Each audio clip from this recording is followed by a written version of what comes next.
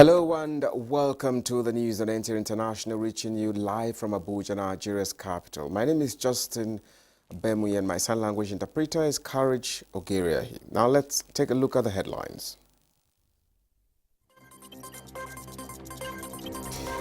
President Bola Tinubu canvasses a deeper strategic partnership to unlock an unprecedented level of goals in Africa and China.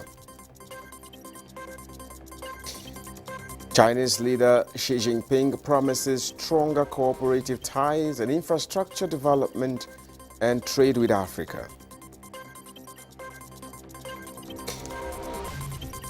Plus, federal government declares a British national, Andrew Wayne, wanted for treasonable felony.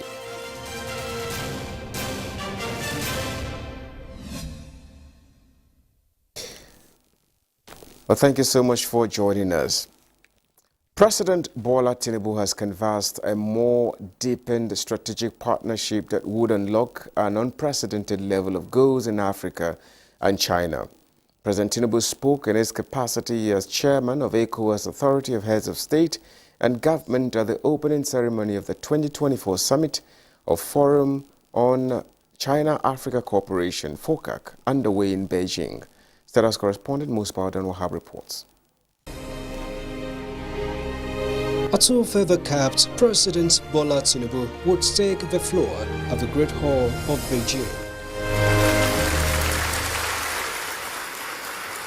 In addition to his responsibilities as the leader of the African giants, the president here also carries the voices of West African leaders along with him to FOCAC.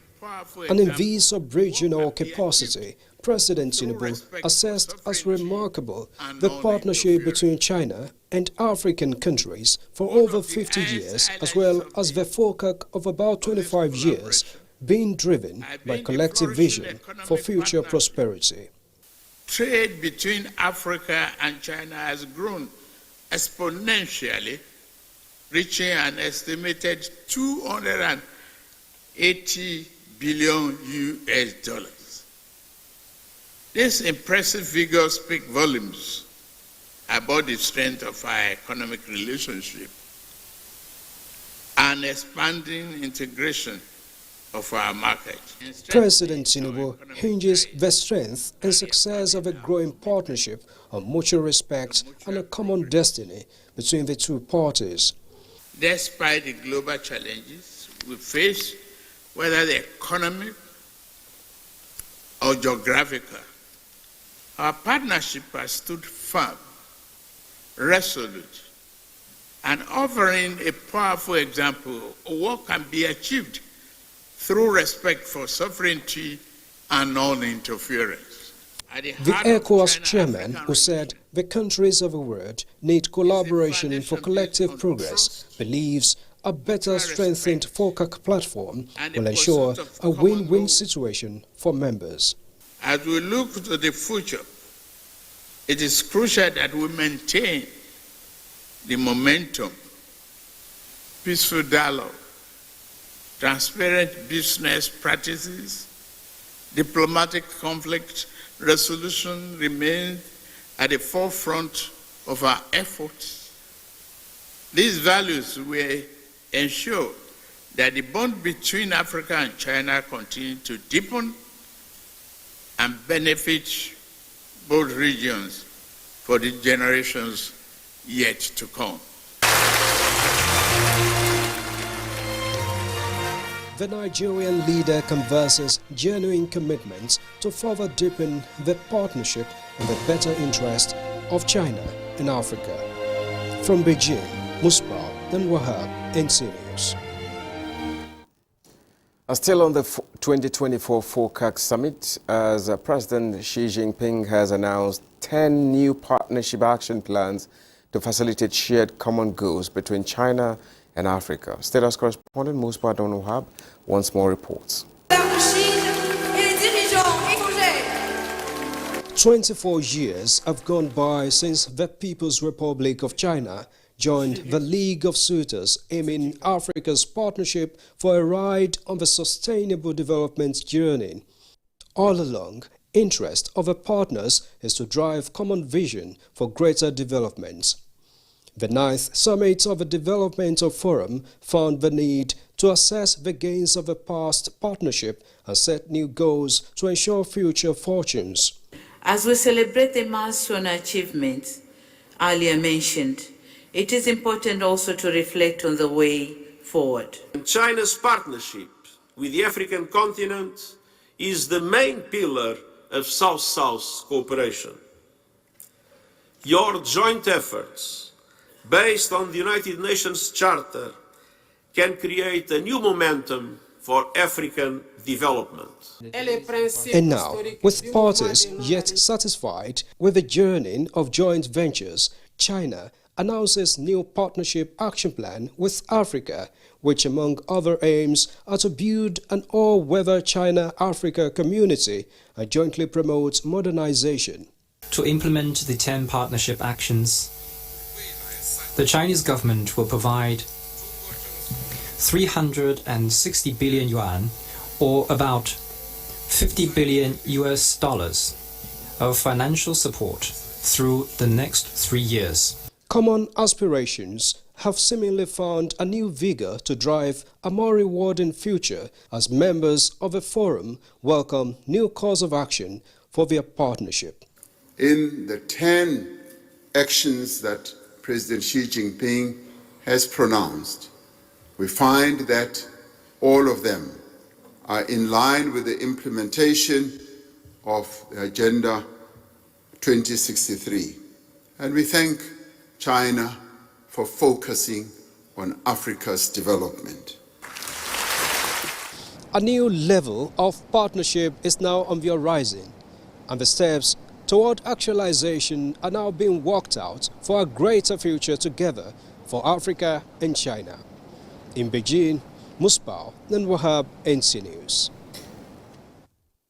The diplomatic ties between Nigeria and China hinge on mutual understanding and shared goals to improve the economic base of both countries. Nigeria's Foreign Affairs Minister Yusuf Tuga made the clarification in an interview with Xinchen Gerard Xu in Beijing, China. Yusuf Tuga is of the opinion that the diplomatic relations existing between the two countries will go a long way in improving the standard of living of the citizens. No, there's no issue of exploitation because we're all grown-ups. And Nigeria is grown up. We're not kids, so there's no need to look at us from an infantile sort of perspective. We know exactly what we want, and we identify with countries like China because we're looking for partners that understand that we don't want to perpetuate ourselves in being exporters of primary resources. We want to add value, we want to create jobs, we want to manufacture, we want to be exporting finished products to countries like China. China is the largest market in the world, and we believe China understands that, and we are prepared to do that with all other countries because our approach is that of strategic autonomy. We are looking for friends that we can partner with and work together, coexist together in harmony so that we can develop. And now elsewhere, Pope Francis has met with a top Indonesian imam at Southeast Asia's largest mosque in Jakarta. The meeting between the Pope and Grand Imam Nasaruddin Umar led to the signing of a declaration at the Istiqlal Mosque. This marks one of the final major legs of his 3-day visit to Indonesia before heading to Papua New Guinea, East Timor and Singapore. Comfort Fashion has more to tell us. The unity between faith has been the central theme of the Pontiff's trip, and the declaration called for religious harmony for the sake of humanity. Pope Francis and a top Indonesian imam warned against using religion to trigger conflict before the 87-year-old pontiff held a mass for tens of thousands at a football stadium in Jakarta. In a speech before leaders of Indonesia's 6 recognized religions of Islam, Protestantism, Catholicism, Buddhism, Hinduism, and Confucianism, Pope Francis underlined a message of unity, saying, and I quote, "We are all brothers, all pilgrims, all on our way to God before what differentiates us."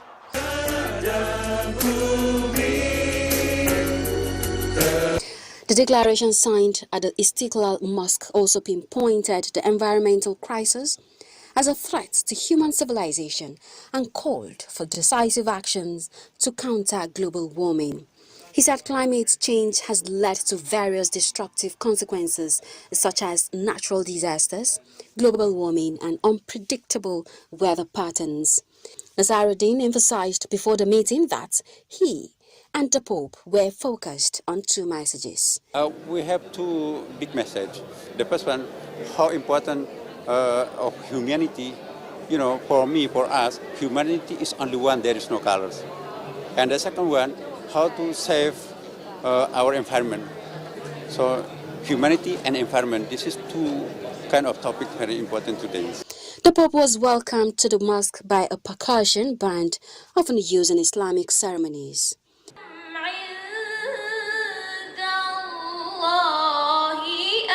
Once seated, he and Nazaruddin listened to a passage from the Quran recited by a young vision-impaired girl and a passage from the Bible. Francis also visited a tunnel of friendship that links the mosque to Jakarta's cathedral across the street, signing a section of the tunnel. Catholics represent fewer than 3% of the population of Indonesia, about 8 million people, compared with the 87% or 242 million Muslim population. Comfort, Fashim, NTA News. We now move to Africa, where the Democratic Republic of Congo, epicenter of Mpox outbreak, on Thursday received its first vaccines of almost half of 200,000 doses donated by the European Union to fight its spread.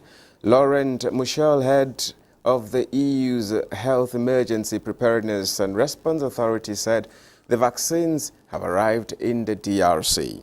He said they will be kept in storage areas and the vaccination campaign should begin at the end of the month. Congolese Health Minister Samuel Roger Kamba and Michel were present at Kinshasa Airport when the plane carrying 99,100 vaccine doses landed. The doses left the Danish capital Copenhagen on Wednesday evening.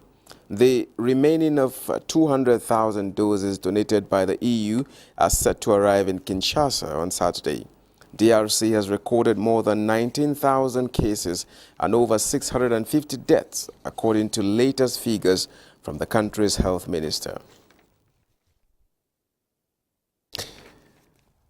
Now back in Nigeria, the police have declared a British national, Andrew Wayne, and a Nigerian, Lucky Obian, wanted for treasonable felony.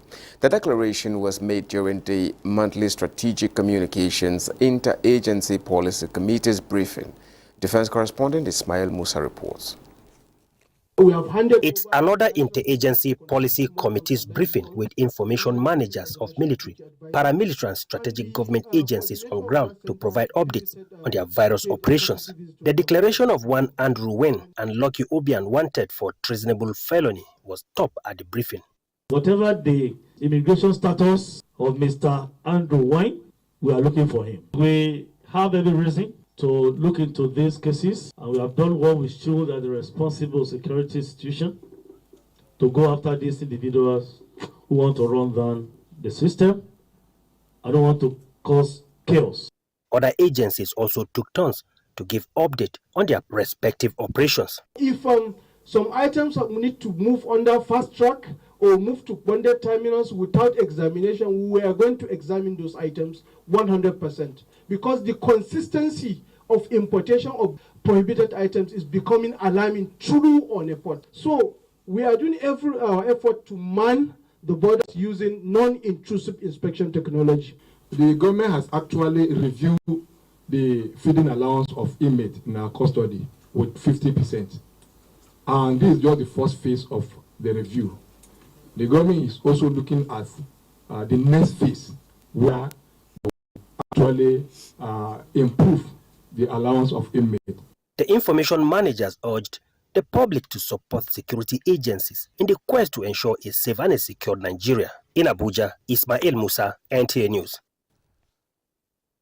You're watching the news on NTA International. We now take a break. More stories when we return to stay with us. Now, concerned by the current situation of petrol in the country, Vice President Kashim Shettima has met with the National Security Advisor Malam Nuhu Ribadu, Minister of State Petroleum Resources, Oil, Heineken Lopobiri, and other stakeholders following directive from President Bola Tinubu.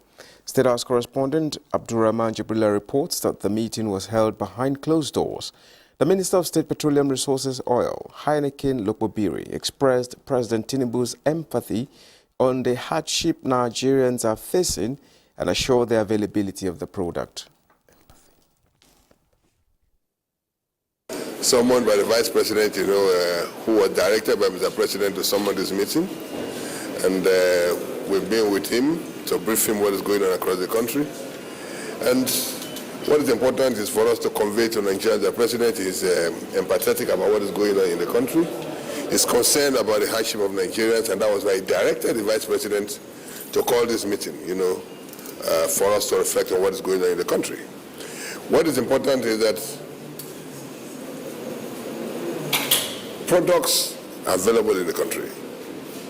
And we believe that between now and the weekend, there will be availability of products across the length and breadth of the country. The price could be high in some other areas, much more. Higher in some other locations, in some locations much more than, other areas. But we believe that by the time, there is availability of products across the country, the price itself will stabilize. But what is important is that government is not fixing prices. This sector is deregulated, and we believe that with the availability of products, the price will find, its level. And this is important, for Nigerians to know. The summary is that President is empathetic about what's going on. That's why he directed this meeting. There is enough product in the country to be able, to meet the demands of Nigerians, so there should be no panic buying. And we also believe that the Nigerians need to know that government is not fixing prices. I think that is what, I want to convey to Nigerians. The federal government is optimistic that with the support being given to local refineries, production will increase and price will stabilize. Now, Vice President Kashim Shettima has inaugurated management team of the Niger Delta Power Holding Company with the expectation that the new members will deploy their expertise and experience to drive its mandate effectively. The management team was appointed by President Bola Tinubu on August 19, 2024, as part of the renewed hope agenda in developing and improving an efficient power supply in the country. Managing Director of the company, Jennifer Adigeje, restated their commitment to delivering the mandate of the company. We're very keen on utilizing strategy, cutting-edge strategy, to propel the NDPAC to greater heights by ensuring that we come up with new solutions that would explore very fruitful market opportunities for us within the energy ecosystem. We understand the significance of adequate and quality electricity to all Nigerians, to vulnerable Nigerians, and therefore our overarching goal is to foster energy inclusion by bridging electricity access gaps to vulnerable Nigerians in underserved and unserved communities, and which is our drive in line with Mr. President's renewed hope agenda for lighting up Nigeria. The federal government has commenced the sale of subsidized rice, as directed by President Bola Tinubu. Musa Babali reports that the Minister of Agriculture and Food Security, Abubakar Kyari, flagged off the exercise in Abuja. 30,000 milled rice was made available by the federal government for sale to Nigerians at subsidized price. Each bag is being provided to Nigerians at 40,000 naira against the market price of over 80,000 naira. It is designed for all Nigerians in particular those who are in need of it and those who are vulnerable. Minister of Agriculture and Food Security, Abubakar Kyari, says the initiative is expected to further reduce the prices of the produce in the country. It is expected that with the injection of 30,000 metric tons, which is 1,000 trucks of 30 metric tons each of this important staple into Nigerian food balance sheet, it will not only crush the price of rice, but also other closer food substitutes and alternatives. FCT Minister of State Dr. Maria Mahmoud says the initiative will reduce the financial burden on Nigerians, especially low-income earners. Our collaboration and collective effort have made this possible, and it is a testament to our shared dedication to the welfare of our nation. I therefore commend the effort of the Federal Ministry of Agriculture and Food Security for spearheading this important initiative. The duration of this exercise is a function of the quantity of rice you have. The essence of government is to cushion the effect of hunger and also to stabilize the prices. The procedure states that each buyer is entitled to 50 kg and must provide his national identification number before the rice will be sold to him. In Abuja, Musa Baba Aliyu, NTA News.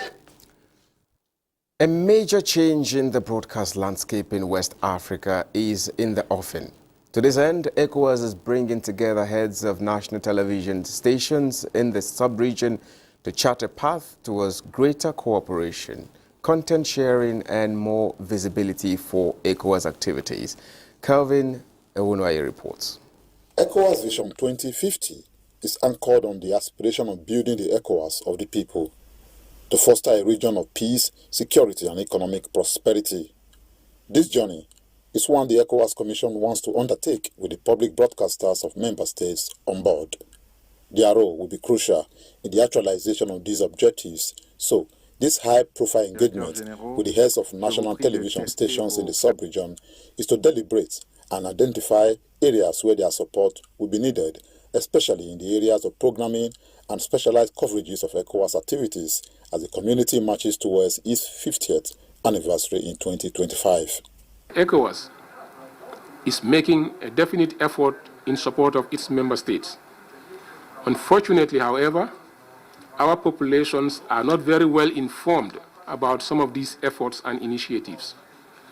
Instead, they are inundated with fake, false information, deliberately disseminated by certain vile individuals via the social media with the aim of destroying our common institution and aspirations. I therefore hope that at the end of this two-day interactive meeting, the Commission will be in a better position to coordinate with national media partners to raise awareness of ECOWAS and its activities in member states among the citizens of the community by increasing media programs on ECOWAS as part of the celebrations of the 50th anniversary of our institution and beyond. The two-day strategic meeting, which is also exploring possibilities of content sharing among national television stations in West Africa, is chaired by NTA Director General Salihu Abdulhamid Dembos, represented by the Executive Director News, Ayo Adewi, who presented NTA's proposal for the establishment of a West African Broadcasting Union in the mood of the African Union of Broadcasters, AUB, at the technical session. It was adopted in principles in Abuja. Kelvin Ewunoye, NTA News. As the African continent strives to fine-tune protocols within the African Continental Free Trade Area Agreement, legal practitioners in Nigeria have been tasked to carefully study the agreement so that the country derives maximum benefit from it. This was the thrust of a one-day sensitization for legal practitioners drawn from different MDAs in Abuja. Austin Anyebe reports. The future of Africa is really in this agreement, but we must drive it. After agreement is more ambitious and wider in scope and benefit and opportunities than the regional economic communities. The African Continental Free Trade Agreement is one of the several agreements entered into by Nigeria. This particular one is important to the country as it stands to enhance the nation's economic development since the continent has over 1.4 billion people. The worry by some stakeholders is that there are technicalities in the drafting of the agreement, as some terminologies in the annexes and appendices of the protocols need to be understood.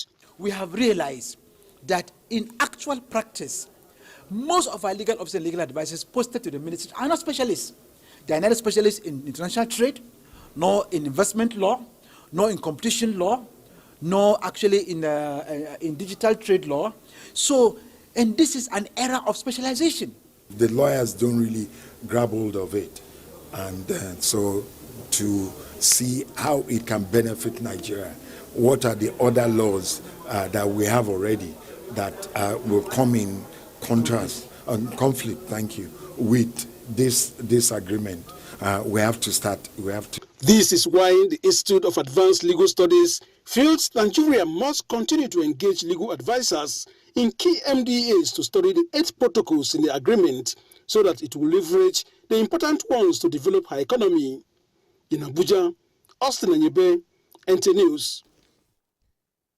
President Bola Tinubu has expressed profound sadness over the passing of Chief Michael Adeniyi Kole-Osho, former national chairman of the Alliance for Democracy, AD. Chief Kole-Osho was a former secretary to the government of Oyo State, an astute politician and an accomplished businessman. In a statement signed by Ajuri Ngelale, special advisor, media and publicity to President Tinubu, said this late elder statesman, who was the Babalaji of Sakiland, recalled his endeavors towards enriching and strengthening the political process. The President extends his condolences to the family of the deceased and the people of Oyo State. He, however, prayed for the repose of the soul of the departed and comfort his family. Let's have a quick check on the weather prospect for Friday.